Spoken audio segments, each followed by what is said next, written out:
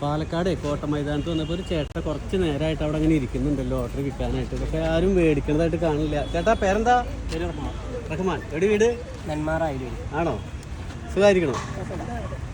Lottery കച്ചവടം എങ്ങനെ പോണു? കുഴപ്പമില്ല. ഇതിപ്പോൾ എനിക്കൊരു 2 ടിക്കറ്റ് ഇതാ. അപ്പം ഇത് ഇന്ന് മൊത്തം വിറ്റ് കഴിയുമോ? കഴിയില്ല. ഇത് കഴിഞ്ഞില്ലെങ്കിൽ അപ്പോൾ കാശ് കയ്യിൽ നിന്ന് പോവും. അപ്പോൾ സങ്കടമല്ലേ? തീർച്ചയായിട്ടും. ഒരു കാര്യം ചെയ്യാലോ, സങ്കടം മാറ്റിയാലോ? ഇതിപ്പോൾ എത്ര ടിക്കറ്റ് ഉണ്ട്?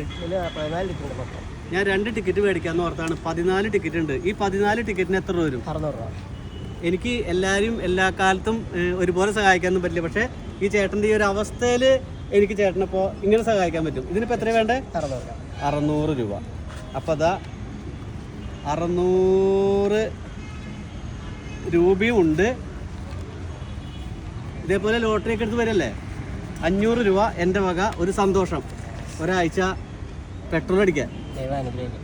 ദൈവം അനുഗ്രഹിക്കട്ടെ. അത്ര തന്നെ ഉള്ളൂ കേട്ടോ. പ്രാർത്ഥിക്കുക. ഇത് പോലെയുള്ള കുറേ ചേട്ടന്മാരൂടെ ഉണ്ട്. അപ്പോൾ വയ്യാത്ത ആളുകളൊക്കെ ഉണ്ടെങ്കിൽ നിങ്ങൾ ഇതേപോലെ സഹകരിക്കുക. അപ്പോൾ ഇത് ചെറുപ്പത്തിലേ വന്നതാണ് അല്ലേ? വന്നതാണ്. ഞാൻ ഈ ജോബി ചോന്നമണെന്നൊരു ഫേസ്ബുക്ക് പേജ് ഉണ്ട്. അറിയോ? അടിപൊളി. അത് നന്നായി, സന്തോഷം. അപ്പൊ ഇനി വീട്ടിൽ പോലെ ഹാപ്പിയായി. ഓക്കെ, അപ്പൊ ഞാനും ഹാപ്പിയായി. Thank you.